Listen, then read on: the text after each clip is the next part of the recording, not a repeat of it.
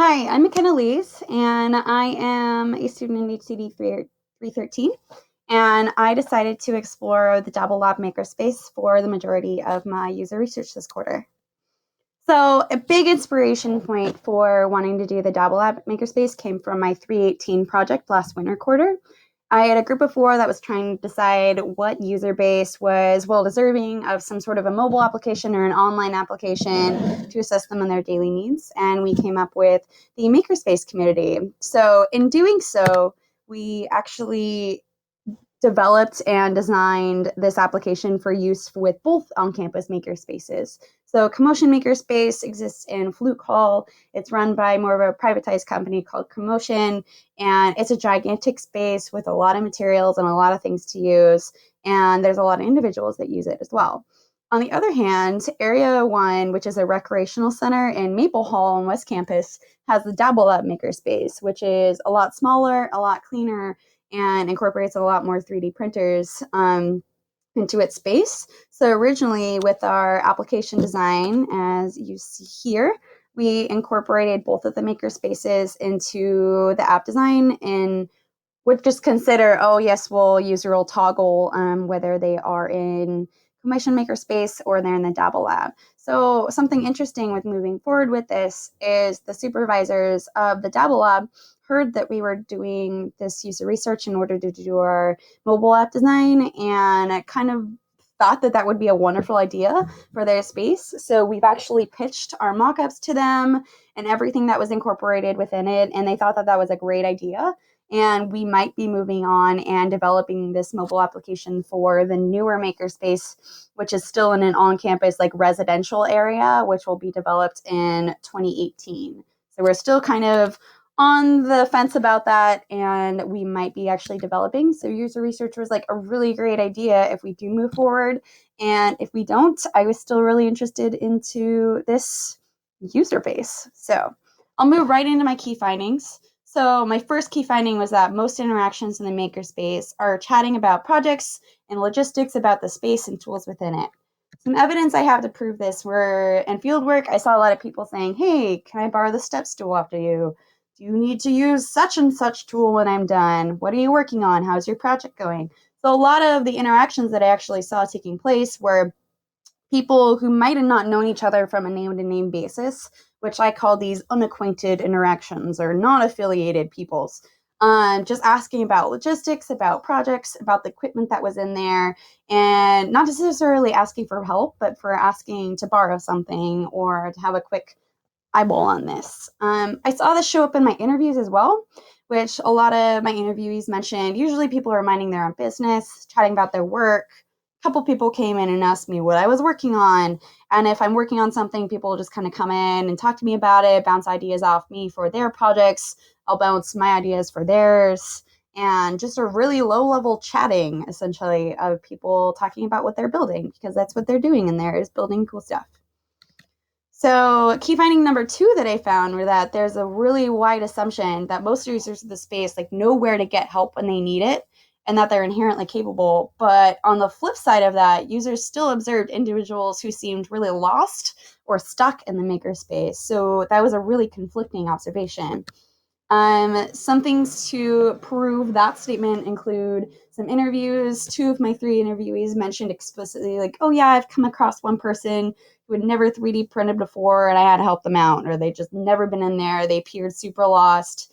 There was another interviewer that was like, oh, no, they're going to break something. I need to help them. I really don't, want something bad to happen in this space.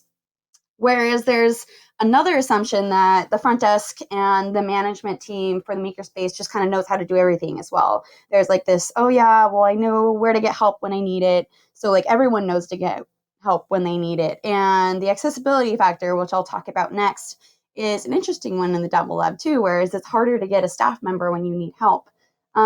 So along with that, there's an assumption by one of my interviewees who said, well, I just assume that the people that are in there know what they're doing and they can get in there and they're just kind of capable. And that was something that I brought up to one of my interviewees. I was like, okay, well, I myself had to get access to the makerspace in order to do like my observations and whatnot for the user research. And like that doesn't mean I know how to 3D print or like I know how to laser cut, and everybody has to start somewhere.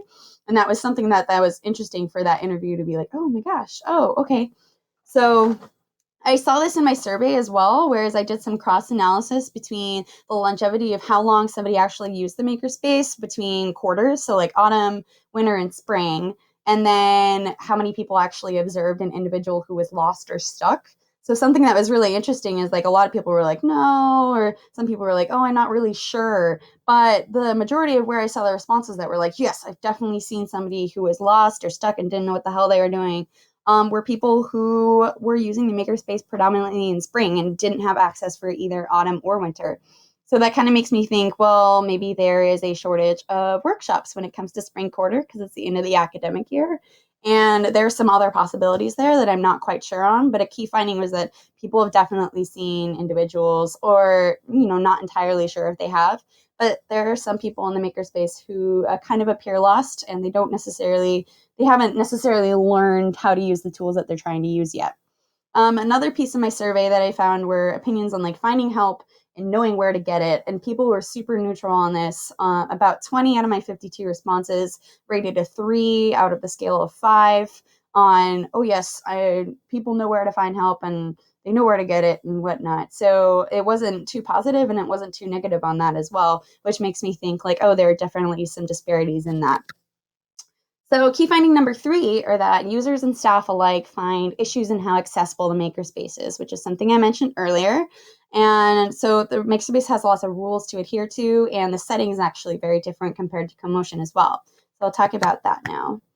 So I observed this in all 3 segments of my user research, which means in my field work, I actually observed maker entrance interactions trumped staff maker entrance interactions with a total of 6-1.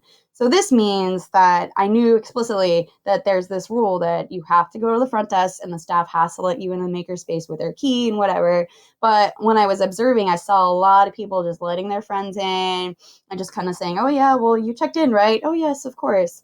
And what I found out in interviews was that this was a huge liability issue for staff members. So as well as interviewees, we're like, oh man, I have to leave, and then I get locked out of the room and I have to walk all the way back and they have to let me in. Or another interviewer said, like, if I forget my access badge, I have to go back to my dorm or where I would live. There's no way to check that I've actually done the trainings online, and I have to have that badge on me, which offers a huge inconvenience. Whereas it's a liability issue, I completely understand why you need to know how many people and what people are in the makerspace at one time. But it's still difficult to actually walk forward and go all the way back to the front desk each time you leave, whether it's to go to the bathroom, go get some stuff in some lockers and whatnot. I saw this in my survey as well, whereas I saw people in their opinions, oh, is the space accessible? Could it be improved on?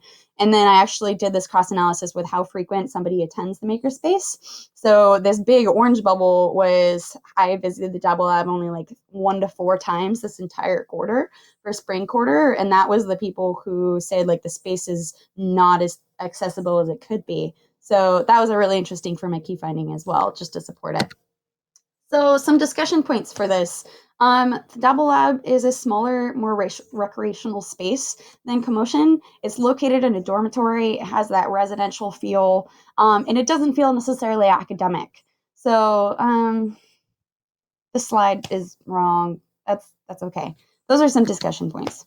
Some design recommendations that I have include the physical space and improvements for that. So they're building a new makerspace in a residential under the new dormitories in 2018. So my recommendations would be like there needs to be a closer proximity from management, staff, and the users. Right now it's about 100 meters, and it's terrible to actually get the staff involved and get them when you're needing help.